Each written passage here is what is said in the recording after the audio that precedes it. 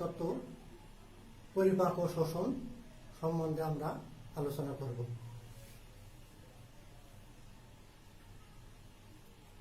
টপিকসে ঢোকার আগে একাদশ শ্রেণীর ছাত্রছাত্রীদের জন্য বলবো যে তোমরা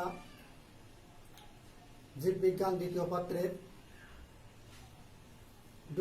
কমপক্ষে দুইটি ভালো মানের বই সংগ্রহে রাখবা এবং প্রথম পত্র ও দ্বিতীয় পত্র একই সাথে কিন্তু আমাদের পড়া চলবে এবং প্রথম ও দ্বিতীয় সাময়িক পরীক্ষা অর্থাৎ আমাদের পরীক্ষাগুলো প্রথম থেকেই দুটো পত্রে একসাথেই পরীক্ষা হবে। আর প্রথম থেকেই তোমরা পড়াশোনার প্রতি সিনসিয়ার হবে, তাহলে তোমাদের মাথার উপর থেকে লোড অনেকটা কমে যাবে এবং প্রস্তুতিও অনেক সুন্দর হবে। যাই হোক, এখন আমরা টপিকসে আসি।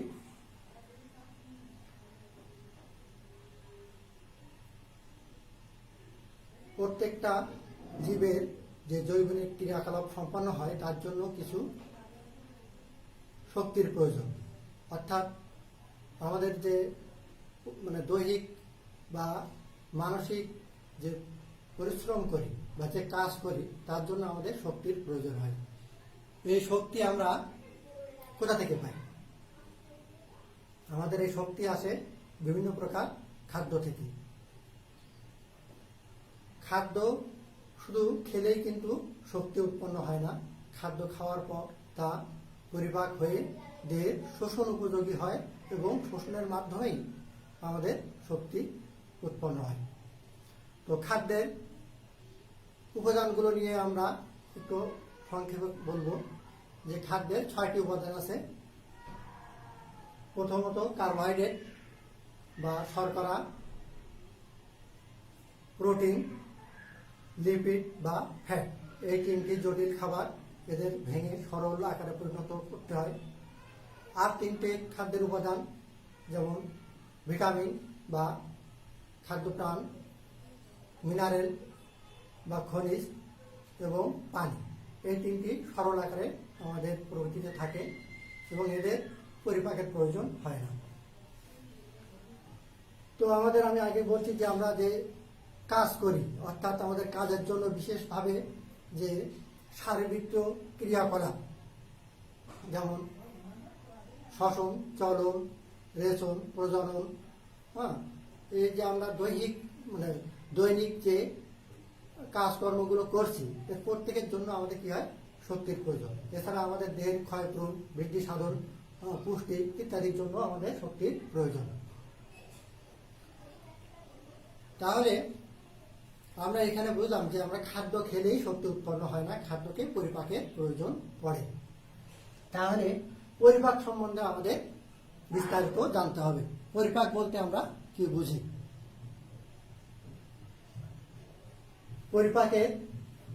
পরিপাককে যদি আমরা এক কথায় বলতে চাই তাহলে বলবো যে দেহ দ্বারা গৃহীত যে জটিল খাবার ভেঙে সরল আকারে পরিণত হওয়ার প্রক্রিয়াকেই বলবো পরিপাক। আর সংজ্ঞা আকারে যদি সুন্দর করে আমরা সাজিয়ে গুছিয়ে বলতে চাই তাহলে বলবো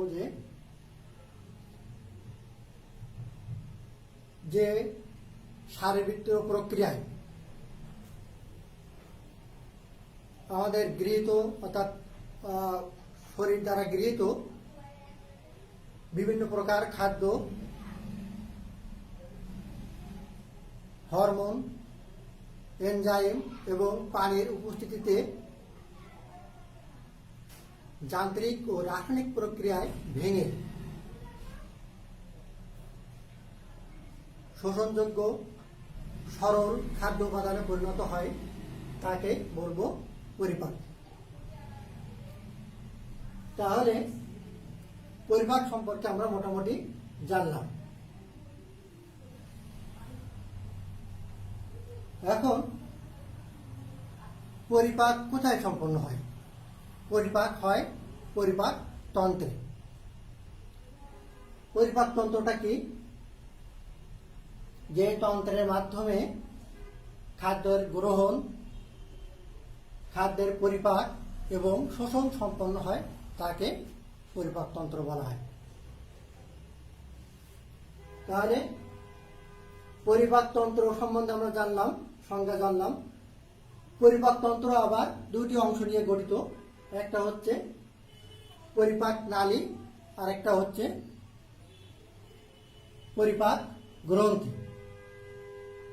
পরিপাক নালী যেটা মুখছিদ্র থেকে শুরু করে আমাদের পাই পর্যন্ত বিস্তৃত, যে লম্বা, নলাকার, পেঁচানো, সরু বা প্রশস্ত, অনিয়তকার, এই নালীটাকে আমরা বলবো পরিপাক নালী। আর পরিপাক গ্রন্থি, পরিপাক নালীর বিশেষ কিছু স্থানে স্থানে আলাদা আলাদাভাবে কিছু গ্রন্থি থাকে, যেগুলো থেকে নিঃসৃত রস সরাসরি পরিপাক নালীতে নিঃসৃত হয় এবং পরিপাকে সাহায্য করে থাকে। এছাড়া পরিপাক নালীর অভ্যন্তরেও কিছু ক্ষুদ্র ক্ষুদ্র এককোষী গ্রন্থিও বিদ্যমান। তাহলে আমরা পরিপাক তন্ত্রকে দুইটি ভাগে ভাগ করলাম, একটা পরিপাক নালী আর একটা পরিপাক গ্রন্থি। দুটোর উপস্থিতিতেই কিন্তু খাদ্য পরিপাক হয়। তো এখন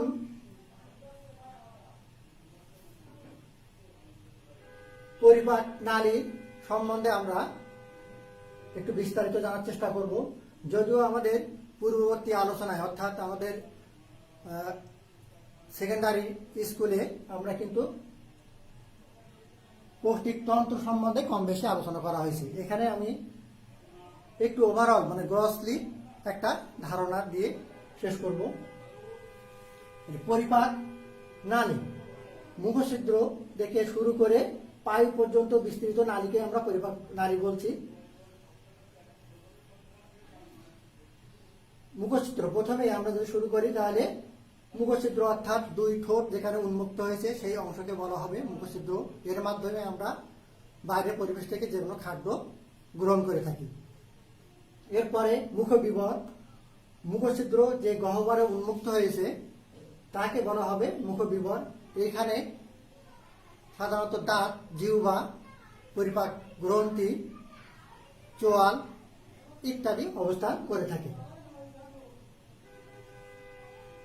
এরপরে আছে গলবিল। গলবিল হচ্ছে ফানেল আকারের একটি নালী, যেটা সরাসরি মুখ বিবরের সাথে যুক্ত আছে এবং এই গলবিলের কাছাকাছি আমাদের শ্বাসনালীর একটি অংশ থাকে, যেটা এপিগ্লটিস নামক আলজিহ্বা দ্বারা আমাদের শ্বাসনালী ছিদ্রপথটা নিয়ন্ত্রিত অবস্থায় থাকে। অর্থাৎ খাদ্য যাতে গ্রাস নালী থেকে স্লিপ করে আমাদের শ্বাসনালীতে যেতে না পারে, সে কারণে সাধারণত এই আলজিহ্বা এখানে ঢাকনার মতো কাজ করে থাকে। এরপরে আমাদের অন্ননালী বা গ্রাস নালী, এটি প্রায় 25 সেন্টিমিটার লম্বা একটি সরু নালী, যেটা গলবিল হয়ে সরাসরি পাকস্থলী পর্যন্ত বিস্তৃত। এরপরে পাকস্থলী অন্ননালীর শেষ প্রান্তে বাঁকানো একটি পেশিবাহুল থলি বিশেষ। এটি আবার তিনটি ভাগে, অর্থাৎ পাকস্থলীকে আমরা তিনটি বা চারটি ভাগে ভাগ করতে পারি। প্রথমত কার্ডিয়াক পাকস্থলী, এটা আমাদের কার্ডিয়াক স্ফিংটারের কাছে অর্থাৎ হৃৎপিণ্ডের কাছে অবস্থান করে থাকে। তারপরে উত্তল অংশ, পাকস্থলীর উত্তল অংশকে আমরা বলবো ফান্ডাস।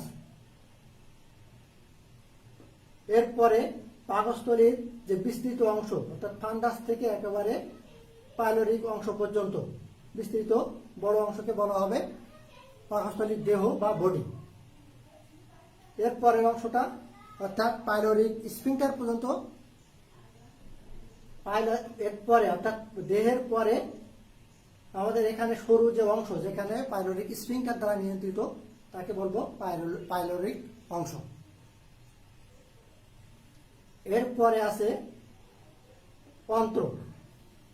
অন্ত্রের দুটো অংশ, একটা হচ্ছে স্মল ইন্টেস্টাইন বা ক্ষুদ্রান্ত, আর একটা হচ্ছে বৃহদন্ত্র বা বিগ ইন্টেস্টাইন। তো আমাদের ক্ষুদ্রান্তের আবার তিনটে অংশ, একটা হচ্ছে যে ইউ আকৃতির অর্থাৎ পাইলোরিক অংশ থেকে ইউ আকৃতির যে অংশ সেটাকে আমরা বলবো ডিওডেনাম। আরেকটা অংশ ডিওডেনামের পরবর্তী অংশকে বলাবো জেজুনাম, এবং সর্বশেষ ক্ষুদ্রান্তের সর্বশেষ অংশকে বলা হবে ইলিয়াম। সাধারণত ক্ষুদ্রান্ত প্রায় 7 মিটার পর্যন্ত লম্বা হয়ে থাকে, 7 থেকে 8 মিটার লম্বা। এরপরে ক্ষুদ্রান্ত যেখানে শেষ সেইখানে ক্ষুদ্রান্ত এবং বৃহদান্তের সংযোগস্থল বরাবর একটি বদ্ধ নালী, সংক্ষিপ্ত একটি বদ্ধ নালী থাকে, তাকে বলা হবে অ্যাপেন্ডিক্স। এরপরে অ্যাপেন্ডিক্স থেকে থলির মতো আরেকটি বর্ধিত একটা অংশ, একে বলা হবে সিকাম। সিকামের পরে বৃহদন্ত্র সরাসরি, অর্থাৎ বৃহদন্ত্র অপেক্ষাকৃত মোটা নালী, এটা সরাসরি উপরের দিকে উঠে গেছে, একে বলবো আমরা ঊর্ধ্বগামী কোলন বা অ্যাসেন্ডিং কোলন। এরপরে ঊর্ধ্বগামী কোলনের পরে এটি সরাসরি ক্ষুদ্রান্তের উপরে আড়াআড়ি ভাগ হয়ে গেছে, একে বলবো আমরা ট্রান্সভার্স কোলন বা আড়াআড়ি কোলন। এরপরে ট্রান্সভার্স কোলন আবার নিচের দিকে নেমে গেছে, একে বলবো ডিসেন্ডিং কোলন বা নিম্নগামী কোলন। এরপরে আরেকটা অংশ নিম্নগামী কোলন থেকে সরাসরি আড়াআড়ি হয়ে নিচের দিকে নেমে গেছে, আড়াআড়ি এই কোলনটাকে বলবো আমরা সিগময়েড কোলন, অপেক্ষাকৃত মোটা নালী।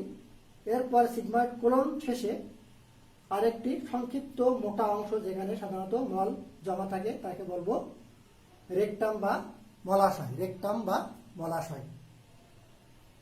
এরপরে একটি ছিদ্রপথে সরাসরি আমাদের পৌষ্টিক নালী বাইরে উন্মুক্ত হয়ে গেছে, একে বলবো পায়ু, যেখান দিয়ে আমরা সাধারণত স্টুল বা আমাদের ভেতরের বর্জ্যগুলো ত্যাগ করে থাকি।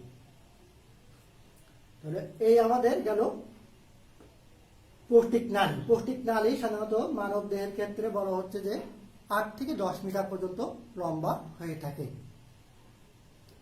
পৌষ্টিক নালী ছাড়াও আর আমাদের পরিপাকের সাথে সংশ্লিষ্ট কি আছে, পৌষ্টিক গ্রন্থিগুলো যুক্ত আছে। তো পৌষ্টিক গ্রন্থি সম্বন্ধে আমরা বিস্তারিত আলোচনা করার আগে একটু সংক্ষিপ্ত আলোচনা করে নেই, বিস্তারিত আলোচনা আরেকদিন করব। আমাদের মুখ গহ্বরে 3 জোড়া গ্রন্থি থাকে, এদেরকে বলা হবে লালা গ্রন্থি। 3 জোড়া গ্রন্থির নাম কি? মুখ গহ্বরে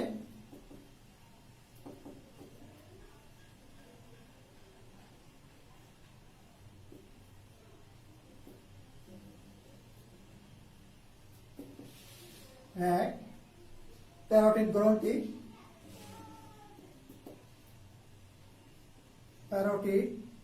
গ্রন্থি, 2 সাবলিঙ্গুয়াল গ্রন্থি,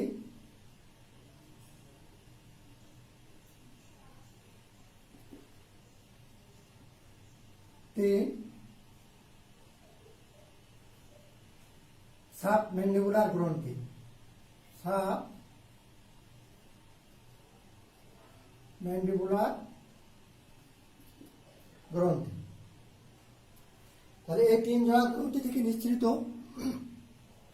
যে রস, তাদেরকে আমরা একত্রে বলি লালা রস বা স্যালিভারি জুস। এখন এই লালা রসে কি উপাদান আছে? লালা রসে আছে খাদ্য পরিপাককারী কিছু এনজাইম, এবং এখানে থাকে 95 থেকে 99.5 পর্যন্ত পানি, অর্থাৎ এর সবই প্রায় পানি। এছাড়া থাকে লাইসোজোম নামক আরেক প্রকার এনজাইম। এখন খাদ্যের পরিপাককে আমরা 2টি ভাগে ভাগ করতে পারি, একটা হচ্ছে যান্ত্রিক পরিপাক আর একটা হচ্ছে রাসায়নিক পরিপাক। তো যান্ত্রিক পরিপাকে সাধারণত রাসায়নিকভাবে খাদ্যের ভাঙন ঘটে না, কিন্তু রাসায়নিক পরিপাকের উপযুক্ত পরিবেশ বা পরিপাকের উপযোগী অবস্থা যান্ত্রিক পরিপাকে সম্পন্ন হয়ে থাকে। তো মুখ গহ্বরে খাদ্যের যান্ত্রিক পরিপাক, মুখ গহ্বরে থাকে সাধারণত দাঁত, জিহ্বা এবং লালা গ্রন্থি। এছাড়া আছে আমাদের দুই গাল এবং উপরে এবং নিচে তালু। এরা সম্মিলিতভাবে খাদ্যের উপরে যান্ত্রিক প্রক্রিয়া সম্পন্ন করে থাকে। তাহলে কিভাবে যান্ত্রিক পরিপাকটা এখানে হয়? এখানে আমরা যখন কোনো শক্ত বা যে প্রকার খাদ্য খাই না কেন, খাদ্য খাওয়ার পরে শক্ত খাবারগুলো দাঁত দ্বারা আমরা চিবিয়ে কি করি, নরম পিচ্ছিল করি এবং টুকরো টুকরো করি। এরপরে জিহ্বা আছে। জিহ্বা সাধারণত আমাদের খাদ্য যে আমরা স্বাদ, অর্থাৎ খাদ্য খাওয়ার পরে তার টক, মিষ্টি, ঝাল, তিতা ইত্যাদি স্বাদগুলো জিহ্বা গ্রহণ করে থাকে। একই সাথে সে খাদ্যগুলোকে দাঁতের বিভিন্ন জায়গায় পৌঁছে দেয় এবং স্যালাইভার সাথে সুন্দরভাবে মিশাতে সাহায্য করে থাকে। এছাড়া এখানে যে লালা রসে থাকে পানি খাদ্যের সাথে সুন্দরভাবে মিশে খাদ্যকে আরো নরম এবং পিচ্ছিল করে।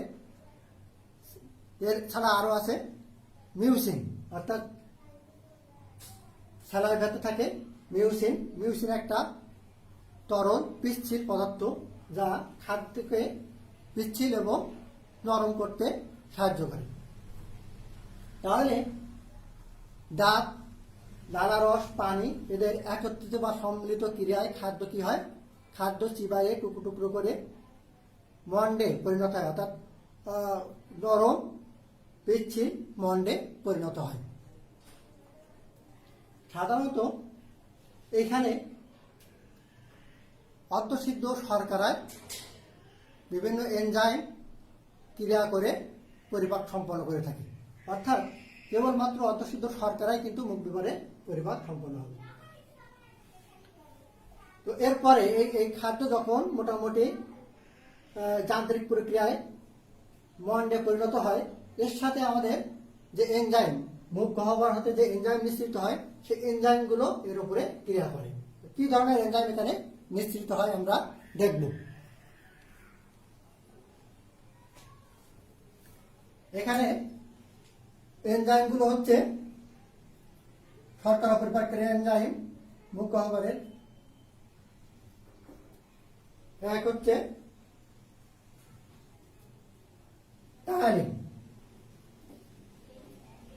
টায়ালিন, 2 মল্টেজ, 3 এই দুটো হচ্ছে এনজাইম।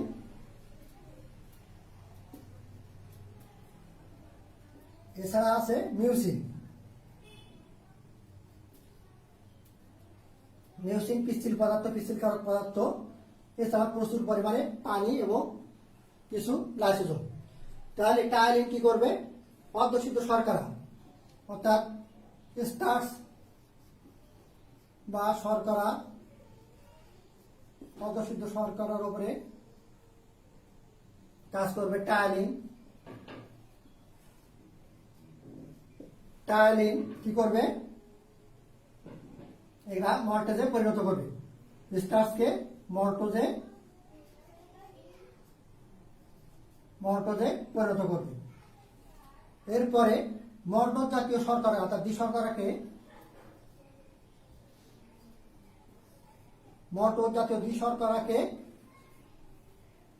কি করবে? মল্টেজ নামক এনজাইম, মল্টেজ জাতীয় এনজাইম ক্রিয়া করে তৈরি করবে গ্লুকোজ।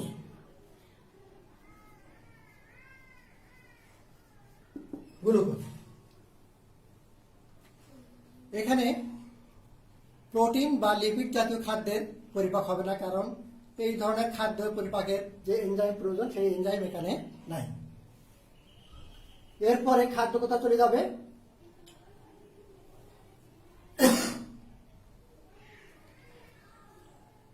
খাদ্য এই অবস্থায় মানে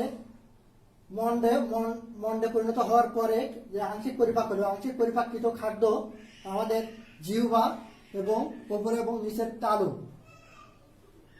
একটা সমন্বিত চাপ প্রয়োগের মাধ্যমে এরা পেরিস্টালসিস প্রক্রিয়ায় গলবিল হয়ে প্রবেশ করবে অন্ননালীতে। গলবিল হয়ে অর্থাৎ এখান থেকে অন্ননালীতে খাদ্য প্রবেশ করবে, একে বলবে পেরিস্টালসিস প্রক্রিয়া। তো পেরিস্টালসিস প্রক্রিয়া একটা ঢেউ আকৃতির প্রক্রিয়া, অর্থাৎ পিছন দিক থেকে ক্রমান্বয়ে অন্ননালীতে বা আমাদের নালীতে চাপ সৃষ্টি হয়, চাপ সৃষ্টির মাধ্যমে খাদ্যকে সামনের দিকে ঠেলে দেয়, একে বলবো পেরিস্টালসিস প্রক্রিয়া। তো পেরিস্টালসিস প্রক্রিয়ায় খাদ্য অন্ননালী থেকে পাকস্থলীতে চলে যাবে। পাকস্থলীতে খাদ্য আসার পরে এখানে সাধারণত খাদ্য 6 ঘন্টা জমা থাকে। খাদ্য পাকস্থলীতে যাওয়ার পরে পাকস্থলীতে খাদ্যের পরিপাক সম্পন্ন হবে। পাকস্থলীতে যান্ত্রিক প্রক্রিয়া, এখানেও দুই উপায়ে খাদ্য পরিপাক সম্পন্ন হয়, একটা যান্ত্রিক আর একটা রাসায়নিক। যান্ত্রিক প্রক্রিয়ায় কি ঘটে? সাধারণত খাদ্য এখানে আসার পরে পাকস্থলীর গাত্রে যে মিউকোসা স্তর থাকে, এই মিউকোসা স্তর থেকে প্রচুর পরিমাণে গ্যাস্ট্রিক জুস অর্থাৎ পাক রস বা গ্যাস্ট্রিক জুস নিঃসৃত হয়। এই গ্যাস্ট্রিক জুসের ভিতরে কি কি থাকে? গ্যাস্ট্রিক জুসের ভিতরে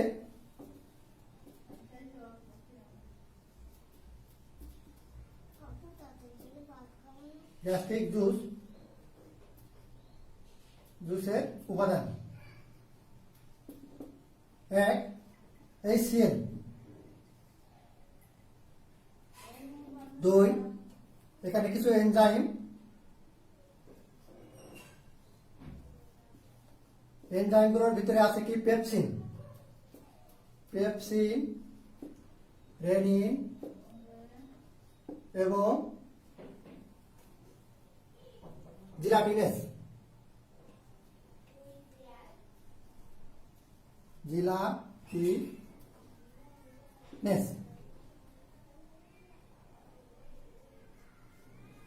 এছাড়া এখানে থাকে প্রচুর পরিমাণে পানি। আর কি থাকে? মিউসিন।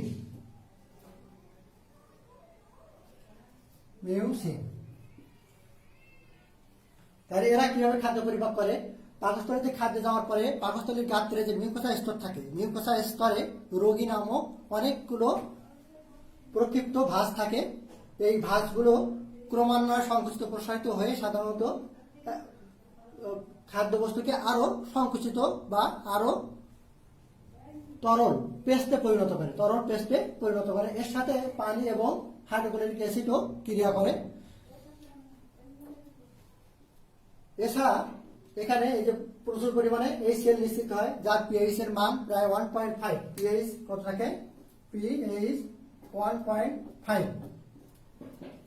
সাধারণত একজন পূর্ণাঙ্গ ব্যক্তি প্রতিদিন প্রায় 1.5 থেকে 2 লিটার HCl নিশ্চিত হয়। 1.5 থেকে 2 লিটার HCl মানে কত তীব্র HCl।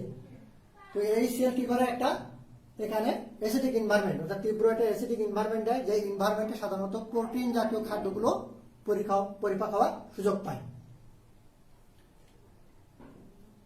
তাহলে প্রথমে কি করবে? HCl আমাদের মুখ গহ্বর থেকে যে খাদ্য আসে সেই খাদ্যগুলো কি করে? পাকস্থলীতে আসলে তার একটা অ্যাসিডিক এনভায়রনমেন্ট দেয়। সাথে সাথে মুখ গহ্বর থেকে আগত খাদ্যের সাথে যদি কোনো জীবাণু অর্থাৎ ব্যাকটেরিয়া, প্রোটোজোয়া বা অন্যান্য জীবাণু যারা প্রবেশ করে তাদেরকে সাধারণত এরা মেরে ফেলে। এছাড়া কিছু এনজাইম আছে, এনজাইমগুলোর কাজ আমরা পরে বলবো। আর কি কাজ করে?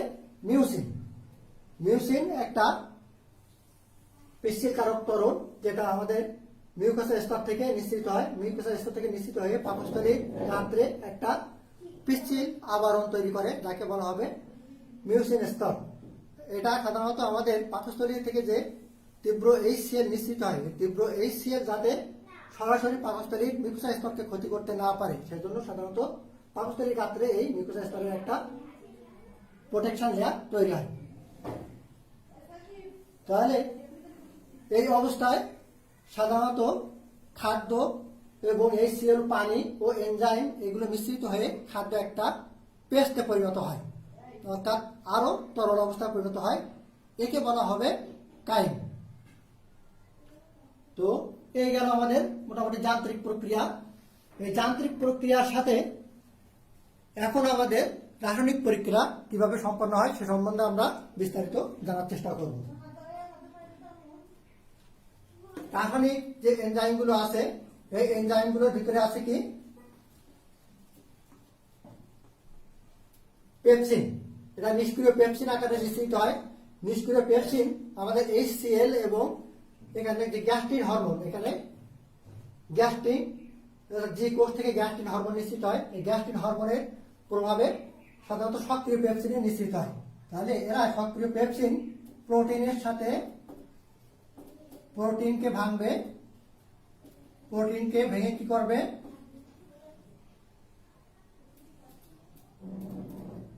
প্রোটিনকে ভেঙে পেপটোন প্লাস প্রোটিওজ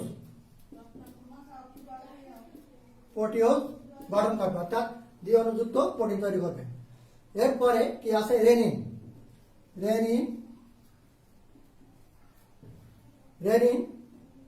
ক্যাসিনকে দুধের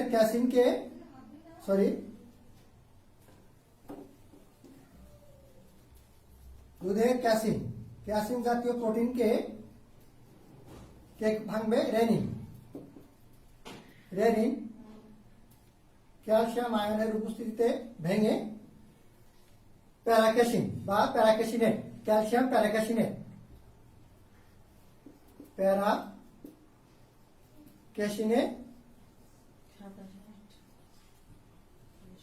প্যারাক্যাসিনে পরিণত করবে। এই প্যারাক্যাসিনে আবার কি করবে, এই প্যারাক্যাসিন আবার পেপসিন এনজাইমের উপরে ক্রিয়া করে কি করবে,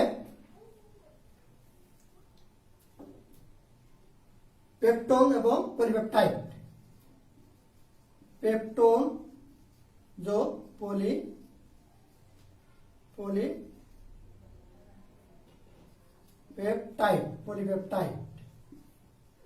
পলিপেপটাইড তৈরি করবে। তাহলে এরপরে আছে কি জিলাটিনেস।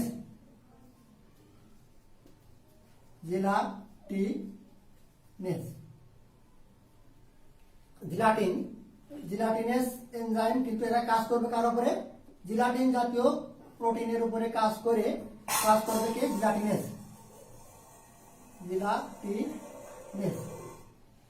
জিলাটিনেস কি করবে, এরা পেপটোন এবং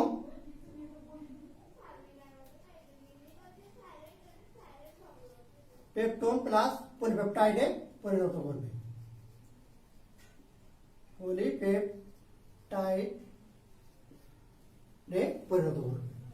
তাহলে এই গেল আমাদের পাকস্থলীতে প্রোটিন পরিপাক প্রক্রিয়া।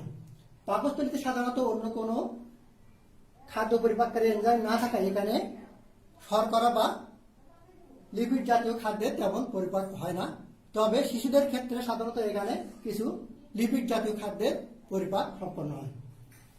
যাও আমরা আজ এই পর্যন্তই এখানে শেষ করব। নেক্সট দিন আমরা পরবর্তী অংশগুলো নিয়ে আলোচনার চেষ্টা করব। তাহলে আমরা বুঝলাম যে খাদ্যের পরিপাক সম্বন্ধে আমাদের একটা ওভারঅল পাকস্থলী পর্যন্ত খাদ্য কি ধরনের খাদ্য কিভাবে পরিপাক সম্পন্ন হয় সেই সম্বন্ধে আমরা মোটামুটি জানলাম। তোমরা ভালো থাকো, সুস্থ থাকো, এই দোয়া করে শেষ করছি। আল্লাহ হাফিজ।